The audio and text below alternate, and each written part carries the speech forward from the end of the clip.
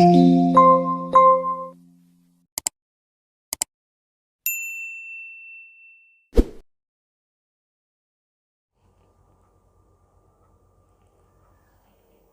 Champions, कैसे हैं?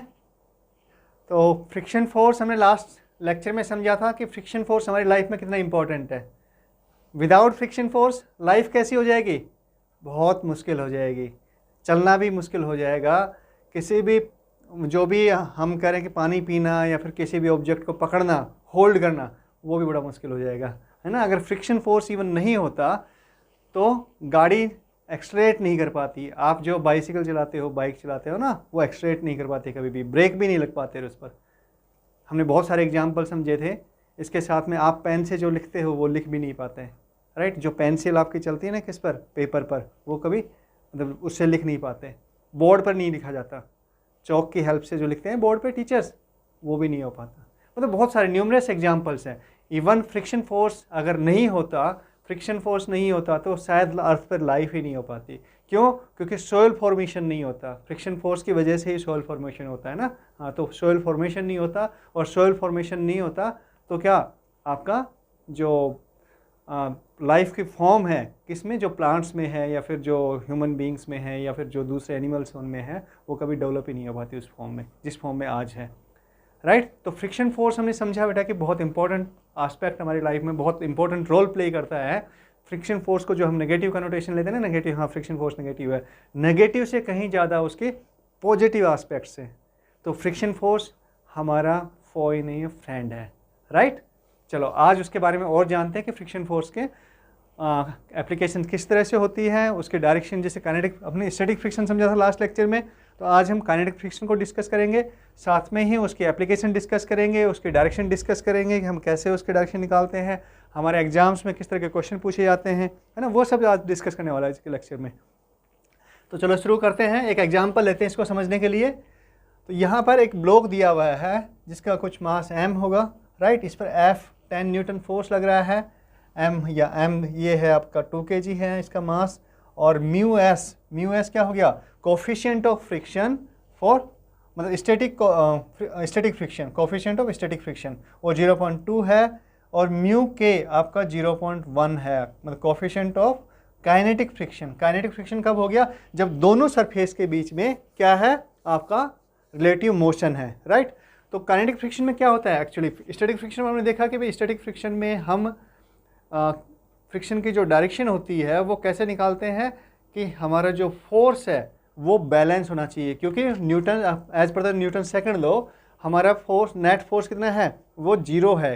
क्यों 0 है? क्योंकि स्टैटिक फ्रिक्शन जब लग रहा है, जब हम फोर्स अप्लाई कर रहे हैं और बॉडी मूव नहीं कर रही है, तो इसका मतलब क्या है कि वहाँ पर मूवमेंट 0 है। और मूवमेंट 0 होने का मतलब ये है कि भाई आपका नेट फोर्स 0 है, राइट। तो नेट फोर्स 0 का मतलब क्या हो गया बेटा? कि हाँ, हमारी फ्रिक्शन की जो डायरेक्शन होगी वो नेट फोर्स जो भी होगा उसके अपोजिट डायरेक्शन में लगेगी, राइट।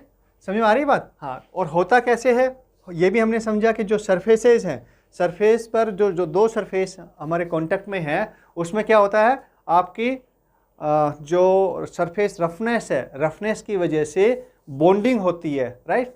किसमें? एटॉमिक लेवल पर बॉन्डिंग होती है, और वो बॉन्डिंग बनती है और टूटती है, राइट। स्टैटिक फ्रिक्शन के केस में वो टूटती नहीं है, लेकिन जो काइनेटिक फ्रिक्शन हम पढ़ेंगे उसमें वो बॉन्डिंग बनती और टूटती है, राइट। और ये हमने समझा था कि भाई एटॉमिक, वो आप कहेंगे सर वो तो स्मूथ होता है सरफेस, तो कितना स्मूथ होता है, इरेगुलरिटीज कितनी होती है उसमें सरफेस रफनेस कि हमने देखा था कि सरफेस रफनेस जो होती है, खूब मशीन सरफेस हो, उसका भी सरफेस रफनेस 10⁻⁻⁶ के ऑर्डर का होता है। अगर आपको ये थोड़ा और डिटेल में समझना है तो लास्ट लेक्चर को आप रेफर कर सकते हैं बेटा। और जो एटॉमिक डायमेंशन होती है, एटम की डायमेंशन होती है, वो एंगस्ट्रॉम कितनी होती है? एंगस्ट्रॉम होती है ना, हाँ, 10⁻⁻10 होती है, राइट। तो अगर हम उसका अगर हम कहें कि एटम की जो डायमेंशन है वो आपका 1 mm को, अगर वैसे हम समझने के लिए कह रहे हैं, अगर मान लो वो 1 mm डायमेंशन है, तो आपकी जो इरेगुलरिटीज होगी वो 10 मीटर तक गई, है ना, 1 mm और 10 मीटर। तो एटॉमिक लेवल पर वो इरेगुलरिटीज बहुत बड़ी दिखाई पड़ती है, राइट। इसीलिए वहाँ पे क्या करते हैं, इस तरह के जो दो सरफेस हैं उनके बीच में जब कोई मूवमेंट होनी होती है, आपस में जो वो लॉक हो जाते हैं, उनकी इरेगुलरिटीज आपस में लॉक हो जाती है, और उसी की वजह से आपका नॉर्मल फोर्स और फ्रिक्शन फोर्स डेवलप होता है, ठीक है, ये सब हम लास्ट लेक्चर में डिस्कस कर चुके हैं बेटा, ये जस्ट हमारे रिवीजन के लिए है। अब हम जो पॉइंट जो समझने वाले हैं कि जैसे ही फ्रिक्शन के मोमेंट मतलब कैसा स्टैटिक से काइनेटिक में कन्वर्ट होता है, वो भी हमने देखा था, काइनेटिक फ्रिक्शन आपका कम होता है, तो क्या होता है कि जो बॉन्डिंग हुई थी वो आपके दोनों सरफेस के बीच में बॉन्डिंग क्या करती है, ब्रेक हो जाती है, और ब्रेक होने के बाद में फिर वापस आगे बढ़ता है, तो वापस बनती जाती है, ब्रेक होती रहती है, बनती जाती है, ब्रेक होती रहती है, ये प्रोसेस चलती रहती है, राइट। तो ये हम चीज़ डिस्कस ये मतलब हाँ डिस्कस कर चुके हैं ये पॉइंट।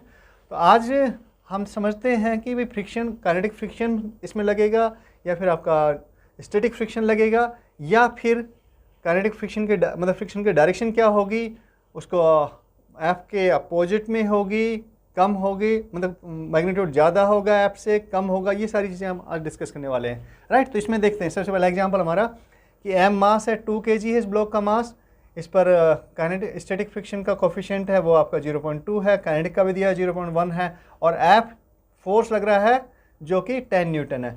तो ये कहाँ पर फ्रिक्शन कहाँ पर होगा, ये ऑब्वियसली सर ये वाले जो हमारी सरफेस होगी कौन सी, जहाँ पर दोनों के सरफेस कॉन्टैक्ट में है ब्लॉक की, और ये मान लो ग्राउंड मान सकते हैं हम इसको, या कोई टेबल वगैरह कुछ मान सकते हैं, तो उसकी जो सरफेस है वो आपस में कांटेक्ट में होगी, तो वहाँ पर फ्रिक्शन लगेगा ना, जहाँ पर दो सरफेस कांटेक्ट में वहीं पर फ्रिक्शन लगता है ना। हाँ वैसे अभी एयर का और सॉलिड पार्ट का उसका भी फ्रिक्शन हमने देखा था कौन सा मीटरोइड में, आपका जो किस में है सॉलिड और लिक्विड में भी फ्रिक्शन बनता है, विस्कस फोर्स बनता है लिक्विड्स में, राइट। वो सब हम डिस्कस कर सकते हैं, थोड़ा बहुत हमने डिस्कस भी कर लिया था, वो समझने के पॉइंट ऑफ व्यू से है बेटा, ठीक है। तो यहाँ पर आपके जो मैटिंग सरफेस हो गई, यहाँ पर दोनों, वहाँ पर फ्रिक्शन अप्लाई होगा। अब देखो मैक्सिमम फ्रिक्शन हमने कल देखा था, आपका जो स्टैटिक फ्रिक्शन है उसकी लिमिट कितनी होती है कि जैसे जैसे फोर्स बढ़ता जाएगा और मूवमेंट अगर शुरू नहीं हुई तो स्टैटिक फोर्स अपने आप को एडजस्ट करता जाएगा फोर्स के साथ में।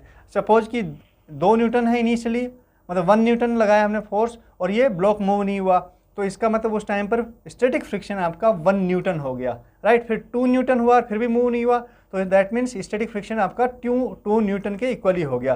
3 न्यूटन किया और फिर भी मूव नहीं हो रहा, तो 3 न्यूटन के इक्वल हो गया, राइट। तो जैसे जैसे हमने फोर्स बढ़ाया वैसे वैसे हमारे ब्लॉक पर फ्रिक्शन, स्टैटिक फ्रिक्शन की वैल्यू बढ़ती जाती है, right. Self adjusting in nature होता है स्टैटिक फ्रिक्शन, ये हम डिस्कस कर चुके हैं। अब इसके साथ में आज जैसे हम कहें जैसे मूवमेंट शुरू हो गया, मूवमेंट शुरू होने के बाद में क्या होता है, आपका स्टैटिक फ्रिक्शन काइनेटिक फ्रिक्शन में कन्वर्ट हो जाता है, और काइनेटिक फ्रिक्शन हमेशा स्टैटिक फ्रिक्शन से कम होता है। तो अब देखते हैं चलो इस एग्जाम्पल में कि भी हमारा वो लिमिट क्रॉस हुई है या नहीं हुई है। तो हम निकाल सकते हैं एफ एस मैक्सिमम, हमने डिस्कस किया था एफ एस मैक्सिमम क्या होता है, वो होता है sir mu S into N. N क्या है, नॉर्मल रिएक्शन है। नॉर्मल रिएक्शन कहाँ पर, जो सरफेस, दोनों सरफेस जहाँ पे कांटेक्ट में है वहाँ पर उस सरफेस के परपेंडिकुलर डायरेक्शन में जो फोर्स लग रहा है वो आपकी नॉर्मल रिएक्शन है। तो देखो कैसा होगा बेटा, एम जी आपका इस पे अर्थ, इस ब्लॉक की बात कर रहे हैं ए पर, तो एम जी नीचे की तरफ लगेगा, राइट। और ये जैसे ही नीचे की तरफ एम जी लगेगा तो इसका मतलब ये ग्राउंड को इसको क्या कर रही है, प्रेस कर रहा है ब्लॉक, तो कोई रिएक्शन लगा रहा है, मतलब कोई फोर्स लगा रहा है, राइट। उसके अपोजिट में क्या करेगा, ये भी फोर्स लगाएगा ब्लॉक पर, तो ये ब्लॉक पर सपोज एन नॉर्मल रिएक्शन है, राइट। किसने लगाया, ये ग्राउंड ने लगाया। तो अब देखो नॉर्मल रिएक्शन, अगर हम ब्लॉक का फ्री बॉडी डायग्राम बना ले तो क्या होगा भाई, ब्लॉक पर नॉर्मल रिएक्शन अपवर्ड डायरेक्शन में काम कर रही है एन, और डाउनवर्ड डायरेक्शन में एम जी काम कर रहा है, राइट। एम जी लग रहा है ना, हाँ। पॉजिटिव एक्स में आपका एफ है और नेगेटिव एक्स में हम कह सकते हैं फ्रिक्शन होगा, क्योंकि इस डायरेक्शन में अगर फोर्स को बैलेंस करना है, फोर्स अगर इस साइड में लग रहा है तो इसको कौन बैलेंस करेगा, आपका फ्रिक्शन बैलेंस करेगा जब तक कि मूवमेंट नहीं है, राइट। तो एफ एस मैक्सिमम देख सकते हैं, ये कितना बढ़ सकता है, ये एफ एस मैक्सिमम तक बढ़ सकता है, उसके बाद में नहीं बढ़ेगा। उसके बाद में क्या होगा, आपके इसकी वैल्यू तो बचेगी, एफ के में कन्वर्ट हो जाएगी, राइट। और लेकिन मूवमेंट शुरू हो चुकी होगी उस टाइम पर, तो म्यू एस देखो कितना है, 0.2 है। और यहाँ से हम देखते हैं वर्टिकल डायरेक्शन में अगर हम फोर्स को बैलेंस कर दे तो एन इक्वल टू क्या हो गया, एम जी हो गया, ओके क्लियर है ना, हाँ। इंटू एन, एन की वैल्यू कितनी आई यहाँ से, एम जी, एम कितना हुआ बेटा आपका 2 है, जी कितना है 10 कर सकते हैं, तो सो ये 20 न्यूटन, सो ये 20, सो ये आ गया आपका 4 न्यूटन। मतलब एफ एस मैक्सिमम आपका 4 न्यूटन हो सकता है। समझ में आ रहा है ना बात, क्या समझ में आया, कि हमारा जब तक 4 न्यूटन तक फोर्स लगेगा तब तक ये ब्लॉक मूव नहीं होगा, अगर एफ की वैल्यू 4 न्यूटन होगी। लेकिन यहाँ पर एफ की वैल्यू 10 न्यूटन है। 10 न्यूटन होने का मतलब क्या हो गया कि ये इससे ज़्यादा हो गया। That means F is greater than F S max, मतलब स्टैटिक फ्रिक्शन फोर्स से ज़्यादा हो गया ये, राइट।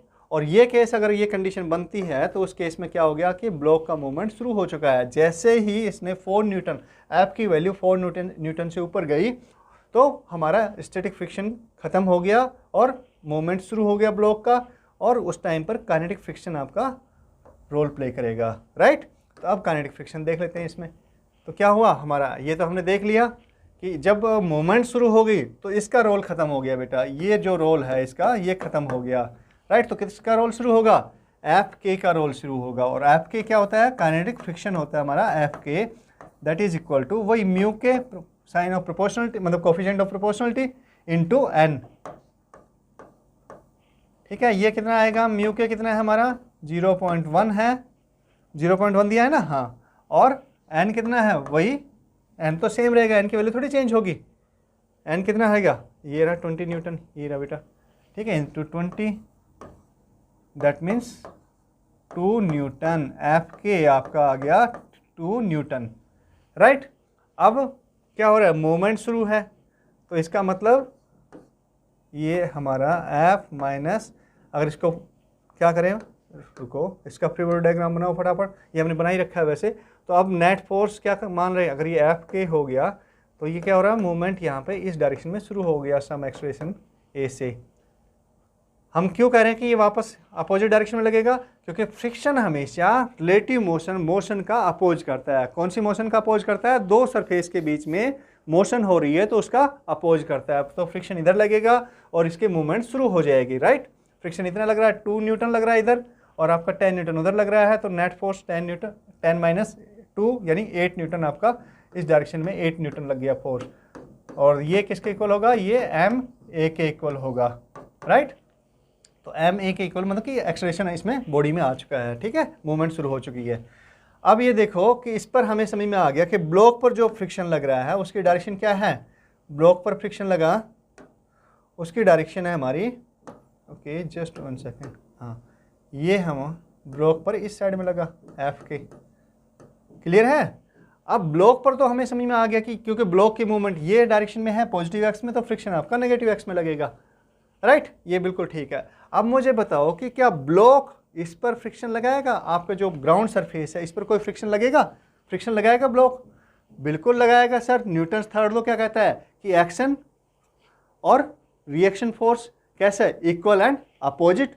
तो बिल्कुल अगर ये है, अगर और कैसे देख सकते हैं हम इसको, कैसे समझ सकते हैं कि भाई अगर हमारा सपोज कि अब यहाँ पे हम तो ग्राउंड से ऑब्जर्व कर रहे हैं इसको, तो हमें ये चलता हुआ दिखाई पड़ रहा है, कौन सा, ब्लॉक ए चलता हुआ दिखाई पड़ रहा है, राइट, इस डायरेक्शन में। तो हमें क्या लगेगा, उल्टा फ्रिक्शन लगेगा। अगर हम सपोज ब्लॉक ए पर सवार हो जाए ना, यहाँ पर बैठ गए, सपोज ब्लॉक ए पर बैठ गए, राइट, और यहाँ से ऑब्जर्व कर रहे हैं, तो हमें क्या करेगा, ब्लॉक तो हमें चलता हुआ दिखाई नहीं पड़ेगा क्योंकि हम ब्लॉक पर तो बैठे हुए हैं, राइट। तो ब्लॉक तो हमारे रेस्पेक्ट में क्या है, रेस्ट पर है। फ्रेम ऑफ रेफरेंस का कॉन्सेप्ट पता है ना, हमने डिस्कस किया था, काफ़ी डिस्कस किया था उसके बारे में। तो यहाँ पर ब्लॉक क्या कर रहा है, ब्लॉक रेस्ट पर दिखाई पड़ रहा है, तो हमें ग्राउंड चलता हुआ दिखाई पड़ रहा है। कैसे, ग्राउंड पीछे की तरफ जा रहा है ना, कौन से डायरेक्शन में चलता हुआ दिखाई, ग्राउंड आपका ग्राउंड इस डायरेक्शन में चलता हुआ दिखाई पड़ रहा है। दैट मीन्स कि फ्रिक्शन फोर्स जो लगेगा, फ्रिक्शन फोर्स अगर ग्राउंड इस डायरेक्शन में चलता हुआ दिखाई पड़ रहा है तो फ्रिक्शन फोर्स ग्राउंड पर ये साइड में लगेगा बेटा। और कैसा, कितना होगी उसकी वैल्यू, बिल्कुल इक्वल एंड अपोजिट। ये साइड ब्लॉक पर ये साइड में फ्रिक्शन फोर्स और ग्राउंड पर ये साइड में फ्रिक्शन फोर्स लगेगा। बात समझ में आई, क्यों, क्योंकि अगर हम यहाँ से किसके रेस्पेक्ट में देख रहे हैं, अब ए के रेस्पेक्ट में देख रहे हैं। ए के रेस्पेक्ट में अगर हम देखते हैं इसकी रिलेटिव मोशन किसकी, ग्राउंड की देखते हैं, तो ग्राउंड हमें पीछे जाता हुआ दिखाई पड़ता है।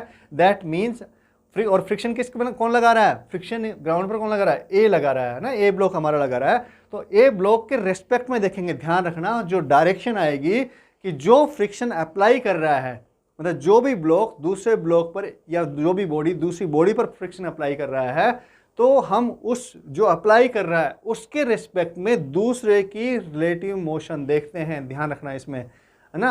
अगर कैसे, क्या मतलब हुआ इसका कि हम अगर बी पर हम बी पर अगर फ्रिक्शन देख रहे हैं, फ्रिक्शन ऑन बी, देखो फ्रिक्शन ऑन, चलो ए से कर लेते हैं ना, ए से फ्रिक्शन ऑन ए, किस पर है फ्रिक्शन? ए पर है।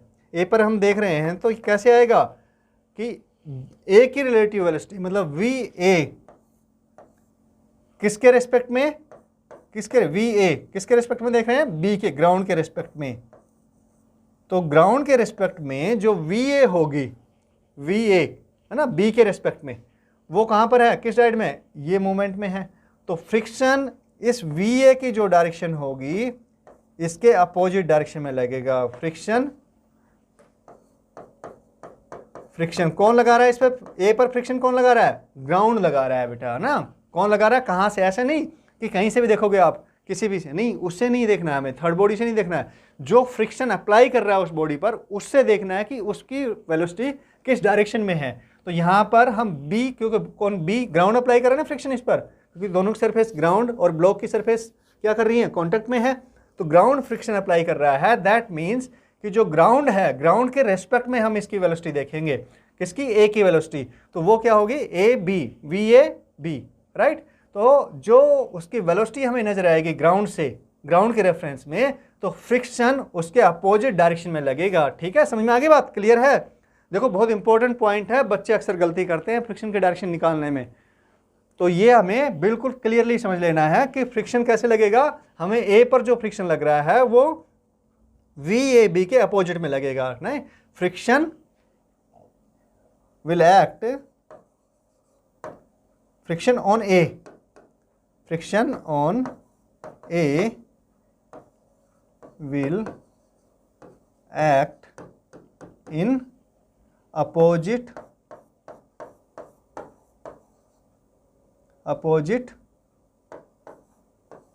direction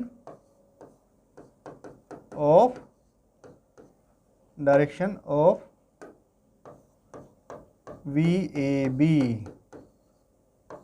VAB की जो डायरेक्शन है उसके अपोजिट डायरेक्शन में लगेगा। अच्छा, अब मुझे बताओ कि जो फ्रिक्शन B पर लगेगा यानी ग्राउंड पर लगेगा, किसकी वजह से? A की वजह से, क्योंकि ए भी तो मूव कर रहा है ना। हाँ, अगर हम ए के रेस्पेक्ट में हमने देखी थी कि वेलोसिटी ग्राउंड के कैसे समझ में आती है हमें। अगर हम ए पर सवार हो गए, यहाँ पर ए पर बैठ गए, ए पर बैठने के बाद में हम ग्राउंड को ऑब्जर्व कर रहे हैं, तो ग्राउंड हमें पीछे जाता हुआ दिखाई पड़ेगा। कैसे? देखो, अगर आपने कभी देखो ट्रेन में बैठे हो कभी, तो ट्रेन की अगर विंडो से आप देखते हो पीछे की, कहाँ बाहर देखते हो, पेड़ पौधे अगर देखते हो ना, तो हमें ऐसा लगता है कि पेड़ पौधे पीछे जो भी ट्रीज वगैरह जो भी है, या दूसरे ऑब्जेक्ट है, या घर है ना, कुछ भी है, या दूसरे व्हीकल्स है, वो हमें पीछे की साइड में चलते हुए दिखाई पड़ते हैं ना।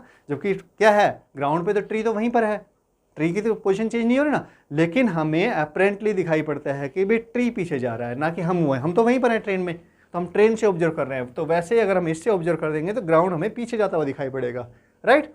तो ये दैट मीन्स जो ग्राउंड की वेलोसिटी होगी कौन सी, यानी कि v, ओके इसको थोड़ा सा ऊपर कर लेते बेटा, राइट। ग्राउंड की वेलोसिटी क्या होगी? v b a, क्या होगी? v b a होगी। वो हमारी कैसी, कौन सी डायरेक्शन में होगी? v b a, v b a apparently इस डायरेक्शन में हो गई, v b a। क्लियर है? तो फ्रिक्शन कहाँ लगना चाहिए? v b a के अपोजिट में, इन अपोजिट, इसके अपोजिट में।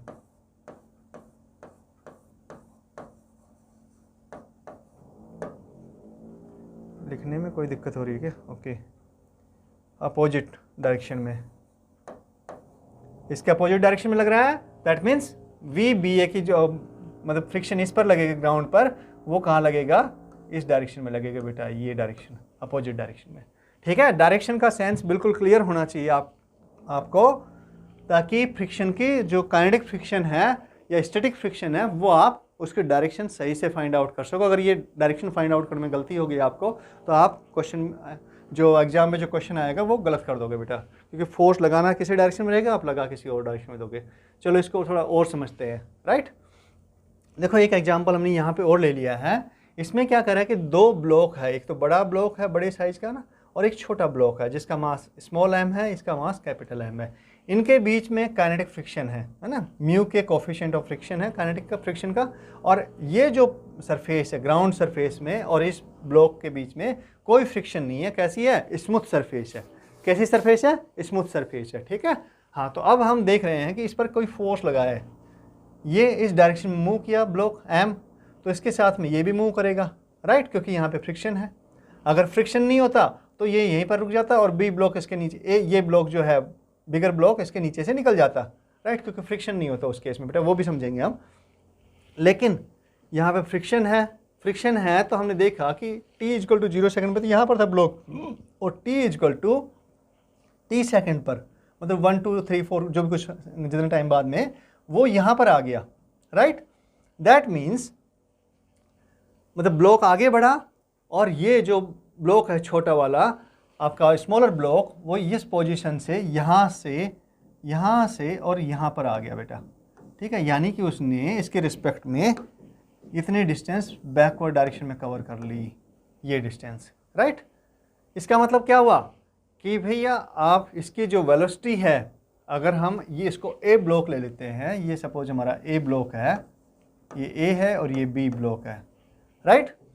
तो अगर हम ग्राउंड से देख रहे हैं, ग्राउंड के रिस्पेक्ट में हम देख रहे हैं, तो हमें बी इधर जाता हुआ दिख रहा है और ए भी क्योंकि इधर ही जा रहा है इसके साथ में, राइट। तो क्या हो रहा है, लेकिन अगर हम इसके फ्रेम ऑफ रेफरेंस में देखते हैं, बी के रिस्पेक्ट में हम देखते हैं, किसके? बी के रिस्पेक्ट में देखते हैं, तो ये ब्लॉक आपका इस साइड में मूव कर रहा है। बात समझ में आई? क्या कह रहा हूं मैं? दोबारा सुनो, ध्यान से सुनो।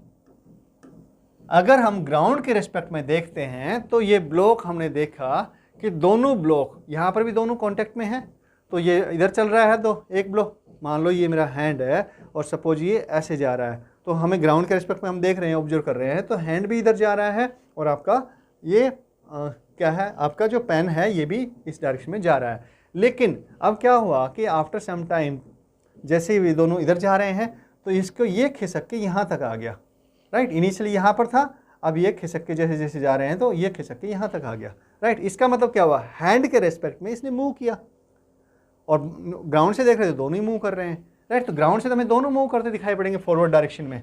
लेकिन अगर हम बी से देखते हैं, इसके रेस्पेक्ट में देखते हैं, बी के रेस्पेक्ट में देखते हैं, तो हमें लगता है, हमें समझ में आता है, अगर हम सपोज यहीं पर बैठे हैं, यहाँ पर बैठे हैं, यहाँ पर बैठ गए भैया, अभी आप यहाँ पे बैठ गए और यहाँ से ऑब्जर्व कर रहे हो, तो हमें देखा कि पहले इस कॉर्नर पे है ए ब्लॉक, अब यहाँ से आप बैठे हो और इधर ही देख रहे हो ना, यहाँ से ऑब्जर्व कर रहे हो, तो ये तो इधर से इतना इधर आ गया, राइट। इसका मतलब क्योंकि ए का मूव, अब जब आप इस पे बी पर आप सवार हो तो क्या करेगा, बी तो आपको स्टेशनरी दिखाई पड़ेगा, तो बी तो यहाँ पे स्टेशनरी दिखाई पड़ता है, चाहे दोनों इधर मूव कर रहा हो, वही ट्रेन वाली कहानी। तो लेकिन ए ब्लॉक जो है वो हमें पीछे आता हुआ दिखाई पड़ रहा है जब हम यहाँ से ऑब्जर्व कर रहे हैं, बी से ऑब्जर्व कर रहे हैं। दैट मीन्स ए की जो वेलोसिटी हो गई वो किस डायरेक्शन में हो गई, बैकवर्ड डायरेक्शन में है, किसके रिस्पेक्ट में, बी के रिस्पेक्ट में। और क्योंकि दोनों कॉन्टेक्ट किसकी सरफेस, मतलब इनकी जो सरफेस कौन सी कॉन्टेक्ट में है, ए की सरफेस बी के कॉन्टेक्ट में है, तो फ्रिक्शन कैसे निकालेंगे हम, जो सरफेस कॉन्टेक्ट में है और जो सरफेस आपकी फ्रिक्शन अप्लाई कर रही है, तो कौन अप्लाई कर रही है, बी की सरफेस अप्लाई कर रही है, तो बी के रिस्पेक्ट में ही देखेंगे, हमें ग्राउंड से देखने का कोई मतलब नहीं है कि हम फ्रिक्शन का डायरेक्शन निकालते टाइम।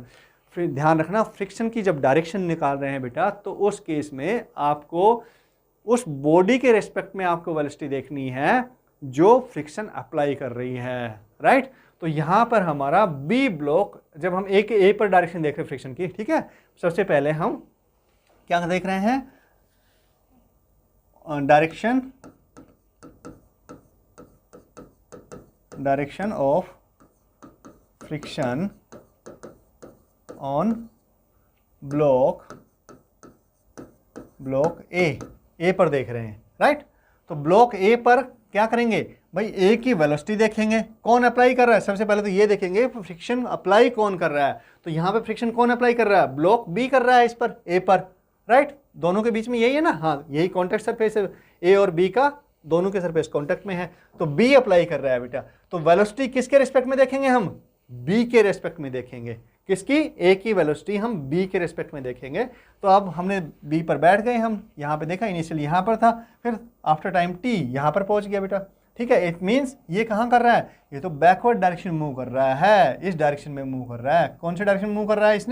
इसने इस डायरेक्शन मूव किया है, राइट, इस डायरेक्शन मूव किया है ए ने।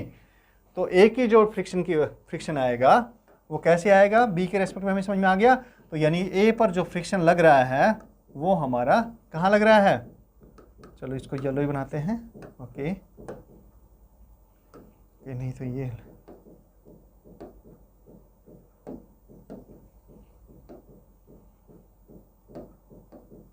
जस्ट 1 सेकेंड बेटा, ओके।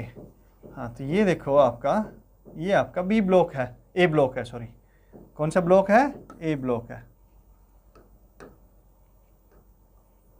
ये हमारा ए ब्लॉक हो गया, राइट। तो अब ग्राउंड से देखने में तो हमें ये लग रहा है, लेकिन क्योंकि हमें फ्रिक्शन इस पर ए पर बी लगा रहा है तो बी के रेस्पेक्ट में इसकी वेलोसिटी इस साइड में है, ये कुछ भी वी वेलोसिटी से इस साइड में आ रहा है बी के रेस्पेक्ट में।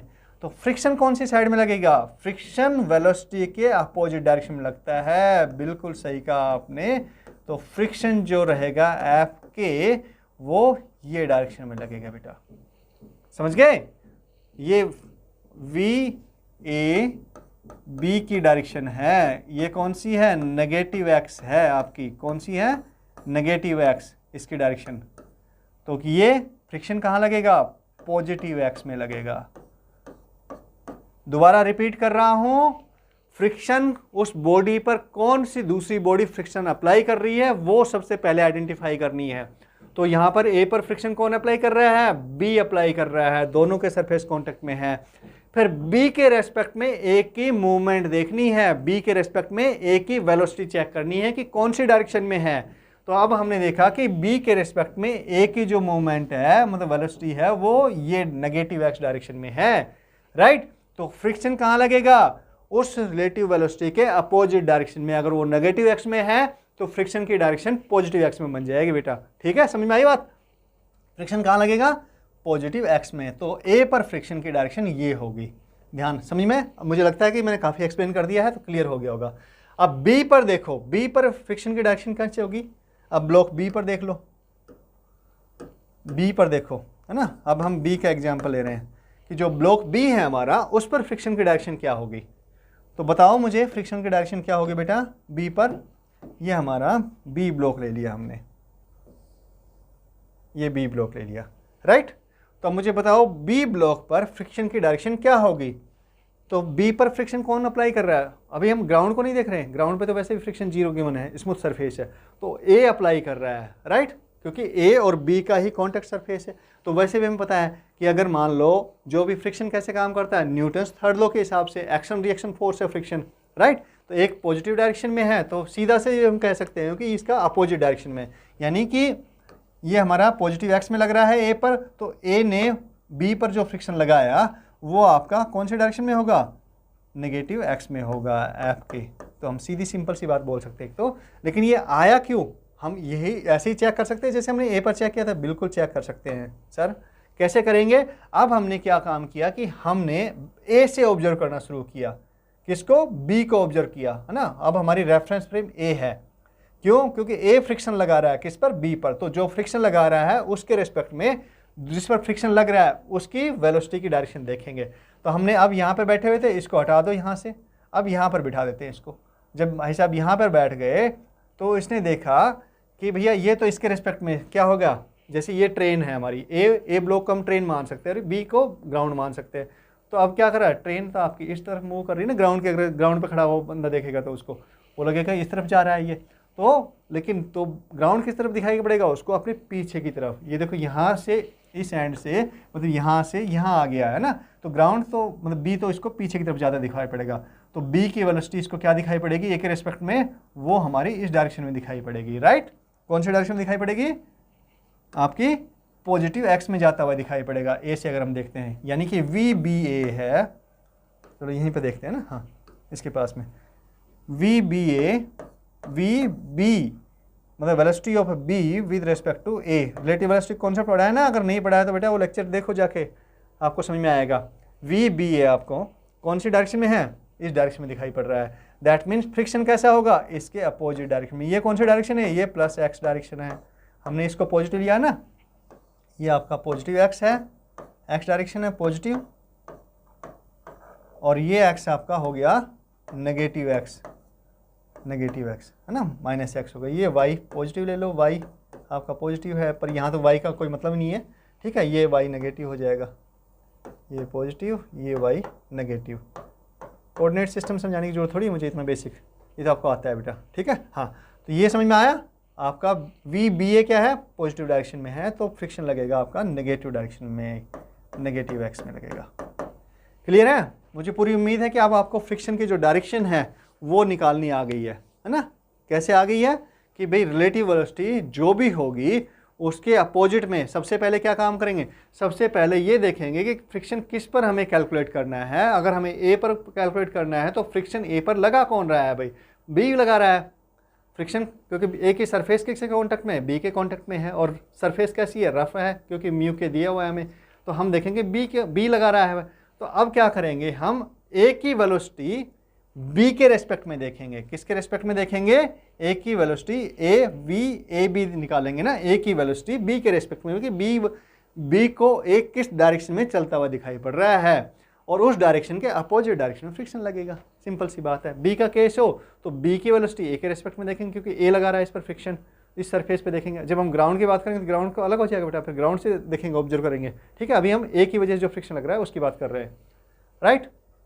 तो आपका बी पर फ्रिक्शन देखेंगे तो हम किसको देखेंगे, वी बी ए देखेंगे, यानी कि velocity of B with respect to A देखेंगे, और उसकी डायरेक्शन देखेंगे। डायरेक्शन कहाँ पर इसकी, ये बैकवर्ड दिखाई पड़ेगी हमें, तो फ्रिक्शन इस साइड में लगेगा इस पर, तो वही हमने किया है।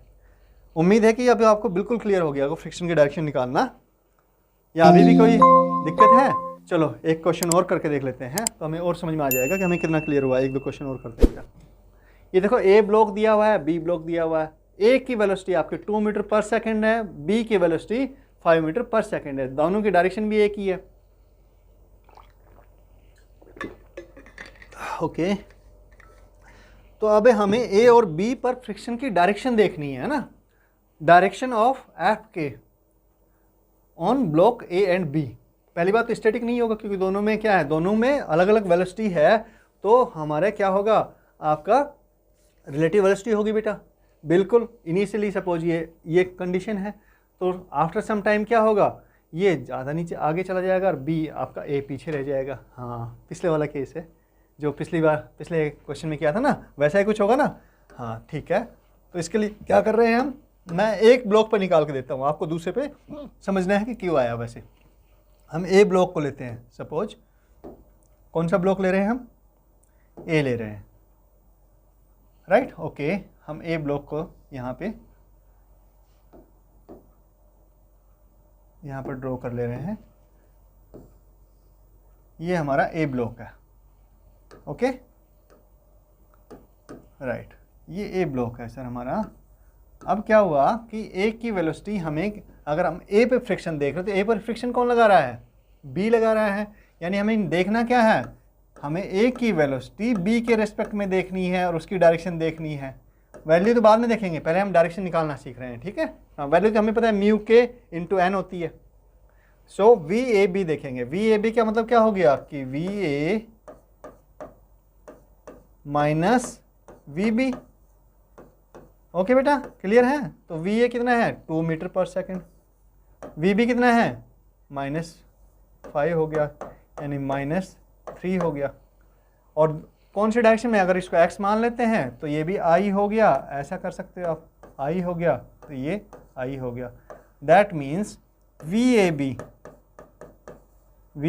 बी हमारा कितना आ गया, -3i मीटर पर सेकेंड। ये हमारा वी ए बी आ गया। मतलब ए हमें किस साइड में दिखाई पड़ेगा, बी से जाते हुए, बी के रिस्पेक्ट में निकालनी है ना, क्योंकि बी फ्रिक्शन लगा रहा है, जो फ्रिक्शन लगा रहा है उसके रिस्पेक्ट में हम वेलोसिटी देखते हैं, relative velocity. So V A B ये हमें पीछे की डायरेक्शन में दिखाई पड़ेगा जाते हुए, किस डायरेक्शन में जा रहा है भाई, बी से अगर हम देखते हैं इसको तो, ठीक है। ये वाला केस है कि अभी इनिशियली वो यहाँ पर था, देखो इनिशियली यहाँ पर है, कुछ टाइम बाद में यहाँ पे पहुँच जाएगा। कौन सा, जैसे यहाँ पर पहुँच गया ना, पहले इनिशियली इस एंड पे था, फिर वो बीच में आ गया, बीच से इधर आ गया, राइट, वहाँ से इतनी डिस्टेंस इसने कवर कर ली। तो सेम केस बेटा इसमें हो जाएगा हमारा। तो यानी कि कहाँ पे ज़्यादा दिखाई पड़ेगा, बी के रेस्पेक्ट में पीछे ज़्यादा दिखाई पड़ेगा। तो फ्रिक्शन कहाँ आएगा, फ्रिक्शन हमारा इस डायरेक्शन में लगेगा, इस पर एफ की। क्लियर है। अब मुझे बी पर ऐसे ही इसी मेथड से देखो, रिलेटिव वेलोसिटी के मेथड से। वैसे तो आप कह दोगे सर अगर ए पर इस डायरेक्शन में लग रहा है तो बी पर इधर लगेगा। और बेटा वैसे भी अगर हम ऑब्जर्व करें, क्योंकि ए की वेलोसिटी इस डायरेक्शन में है ना, चलो ठीक है उसको छोड़ो, अभी वो बाद में समझेंगे, हम दूसरा एग्जाम्पल लेंगे उसमें समझेंगे। तो ये देखो, ये समझ में आ गया। तो आप न्यूटन थर्ड लॉ से सीधा कह दोगे सर ये एफ के आपका इस पर बी पर पीछे की तरफ लगेगा, ये कह रहे हो ना। हाँ, ये सरफेस पर, ये आपकी स्मूथ सरफेस है सपोज, ये म्यू यहाँ पर 0 दिया हुआ है, लेकिन यहाँ पे फ्रिक्शन है। ठीक है, क्लियर है। फ्रिक्शन कौन सी हो, ये आई आपका, दोबारा एक्सप्लेन करूँ, नहीं हो जाएगा बेटा, सिंपल है, बड़ी मुश्किल हमने काफ़ी एक्सप्लेन किया था पिछले एग्जाम्पल में। ओके, ये देखो एक नया हमारे पास में केस आ गया, find unit vector in the direction of friction force acting on A और बी। ये आपका येलो वाला जो दिख रहा है ये आपका ए ब्लॉक है, 3D व्यू ले लिया हमने यहाँ पर ना, और ये बी ब्लॉक है, राइट। तो ए की वेलोसिटी दी हुई है हमें कुछ, ए की वेलोसिटी क्या दी हुई है, ए की वेलोसिटी है हमारी 3i + j, ये हमारी ए की वेलोसिटी है, राइट। और वेक्टर फॉर्म में दे दी बेटा। अब ये वेक्टर मतलब आई में नहीं बची, मतलब एक स्ट्रेट लाइन में नहीं है वेलोसिटी इसके ब्लॉक की, ये आपके प्लेन में वेलोसिटी है, राइट। और यहाँ पर बी की वेलोसिटी हमें किस में दे दी इसने, बी की वेलोसिटी भी प्लेन में ही है, 7i - 2j है।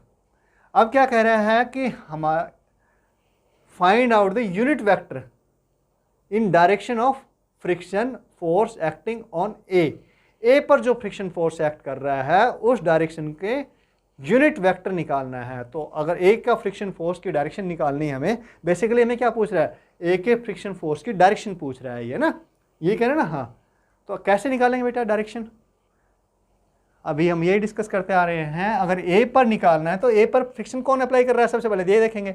तो फ्रिक्शन हमारा अप्लाई हो रहा है बी से, है ना, ए और बी की सरफेस कॉन्टेक्ट में है, तो बी से फ्रिक्शन अप्लाई हो रहा है। तो बी पर जब बी फ्रिक्शन अप्लाई कर रहा है तो बी के रेस्पेक्ट में हम क्या देखेंगे, ए की वेलोसिटी देखेंगे। वेरी गुड, क्लियर है ना। हाँ, ए की वेलोसिटी आएगी किसके रेस्पेक्ट में, बी के रेस्पेक्ट में। So V A, velocity of A with respect to B, that means V A minus V B.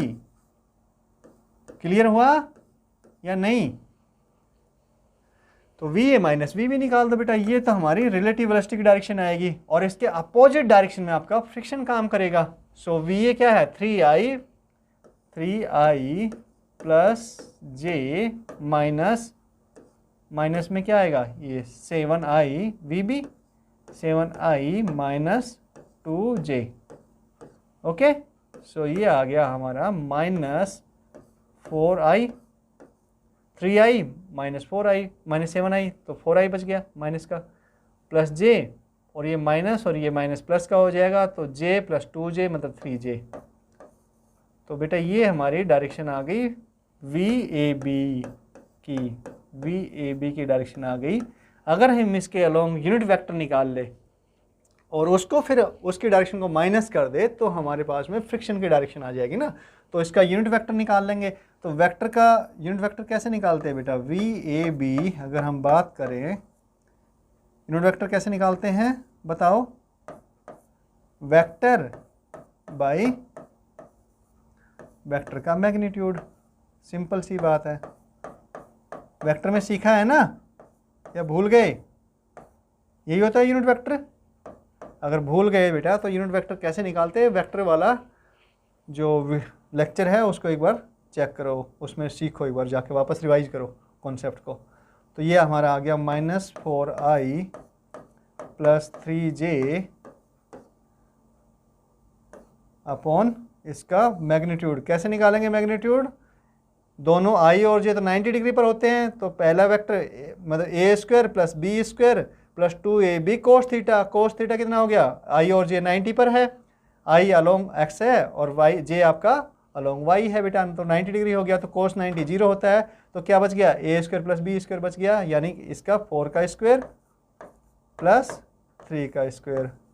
और ये कितना 3 का स्क्वायर, ये कितना आ गया बताओ 16 + 9, 16 + 9 मतलब 25, 25 का 5 आ गया। So it is -4i + 3j upon 5। ये बेटा हमारा क्या आ गया, ए बी का यूनिट वेक्टर आ गया, राइट। तो डायरेक्शन क्या पूछी इसने, डायरेक्शन पूछी ना यूनिट वेक्टर की, किसमें, फ्रिक्शन के, फ्रिक्शन फोर्स कहाँ होगा, रिलेटिव वेलोसिटी के। ये रिलेटिव वेलोसिटी निकली है ए की बी के रेस्पेक्ट में, क्योंकि बी फ्रिक्शन लगा रहा है।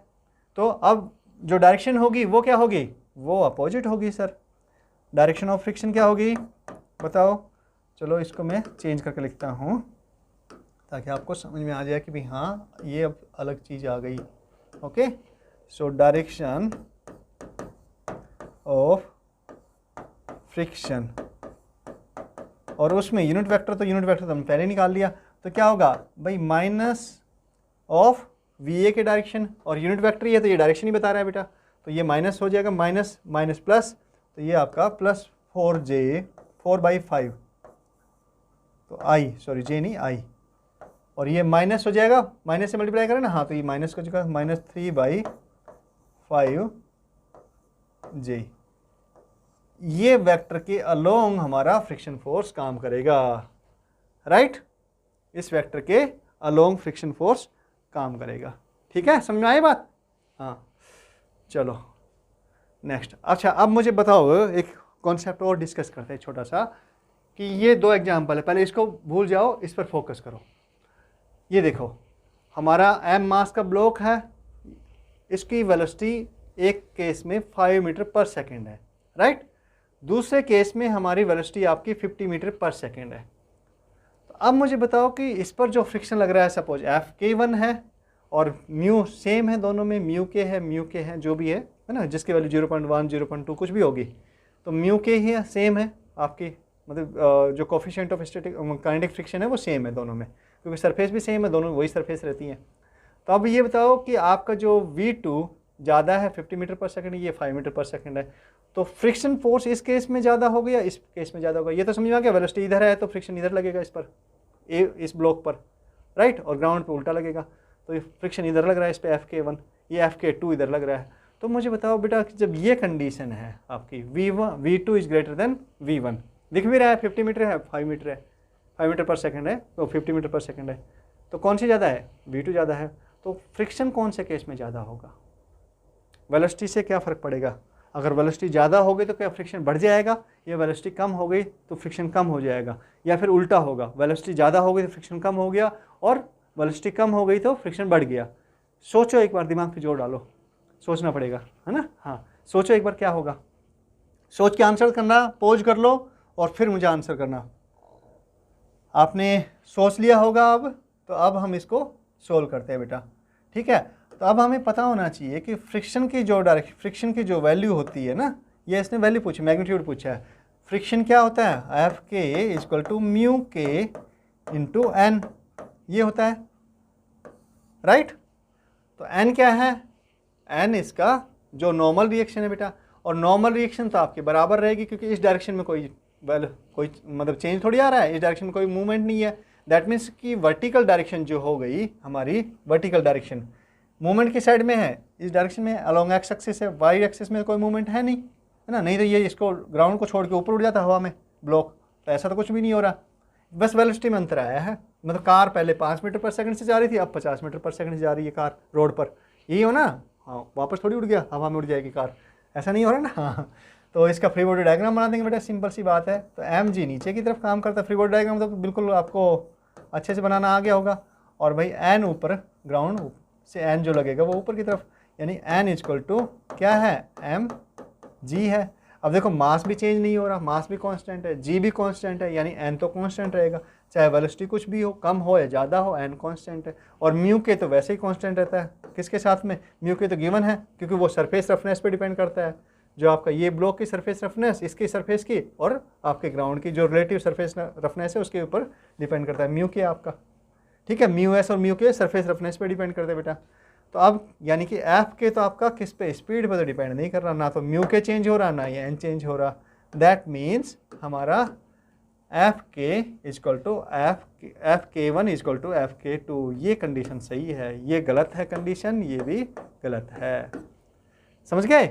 तो मतलब हमें क्या समझ में आया कि सर काइनेटिक फ्रिक्शन वेलोसिटी पर डिपेंड नहीं करता। किस पर डिपेंड करता है? एन पर डिपेंड करता है, नॉर्मल रिएक्शन पर डिपेंड करता है और म्यू के पर डिपेंड करता है, और ये दोनों ही आपकी वेलोसिटी पर डिपेंड नहीं करते। राइट? क्लियर हुआ? अगर ये मतलब ऑब्जेक्टिव क्वेश्चन बनता है बेटा, अच्छा किसमें, नीट में पूछ सकते हैं या फिर जेई में पूछ सकते हैं आपके, या फिर कोई इसके रिलेटेड एप्लीकेशन पूछ सकते हैं कुछ भी ना। हाँ, उस हिसाब से बनाते हैं। असर्शन रीजन का क्वेश्चन बन सकता है, कुछ इस तरह का हो सकता है। ये देखो आपका इसमें दूसरा केस दिया हुआ है। अब इसमें क्या कर रहा है कि हमारा एक ब्लॉक है एम मास का, तो पहले जो कैसा है, ये आपका रेक्टेंगुलर है ना, हाँ मतलब क्यूब है, सॉरी क्यूबिक है ना, हाँ। तो इसमें क्या हो गया कि आपके जो ये वाला एरिया है, पहले सरफेस कॉन्टैक्ट सरफेस एरिया आपका ये ज़्यादा है, इसका एरिया हमारा क्या है, A1 है, A1 गिवन है ना, हाँ। और इसमें ये फिर इसको डायरेक्शन चेंज कर दी, इसको रोटेट करके ऐसे मूव करवा रहे हैं, वही 50 न्यूटन फोर्स लगाया, तभी 50 न्यूटन फोर्स वही सेम रखते हैं। फ्रिक्शन कोफिशिएंट भी सेम है, म्यू है, यहाँ पर भी म्यू है, यहाँ पर भी म्यू है, राइट। अब लेकिन एरिया कम हो गया यहाँ पर। अब एरिया कम हो गया यहाँ पर, तो बेटा क्या फ्रिक्शन फोर्स चेंज होगा? मतलब यहाँ पे मान लेते हैं हम Fk1 है फ्रिक्शन फोर्स, काइनेटिक फ्रिक्शन, यहाँ पे Fk2 है। तो इन कंडीशन में से आप बताओ मुझे, तीनों में से कौन सी ट्रू होगी? कौन सी ट्रू होगी? ये आपका होमवर्क है, राइट। क्योंकि एक्सप्लेनेशन तो मैं इसमें दे चुका हूँ कि फ्रिक्शन, काइनेटिक फ्रिक्शन आपका किस पे डिपेंड करता है। कर लेंगे होमवर्क? छोटा सा होमवर्क दिया है मैंने, हैं? हाँ, होमवर्क करना, और आपको आंसर समझ में आ गया तो कमेंट करके बताना हमें कि हाँ आपको समझ में आ रहा है, ठीक है। तो चलो ठीक है बेटा, आज के लेक्चर में इतना ही। और शायद क्वेश्चन देख लेते एक बार, नहीं, हाँ ख़त्म हो गए। तो आज के लेक्चर में इतना ही। नेक्स्ट लेक्चर में हम मिलते हैं, कुछ और अच्छे क्वेश्चन करेंगे फ्रिक्शन पे, कॉन्सेप्ट बेस्ड क्वेश्चन करेंगे। और अगर आपको अच्छा लग रहा है, समझ में आ रहा है, तो क्या करना है, सिंपल वीडियो को लाइक करना है, चैनल को सब्सक्राइब करना है, अपने दोस्तों से करवाना है, उनको तक भी भेजना है। नॉलेज बांटने से बढ़ती है।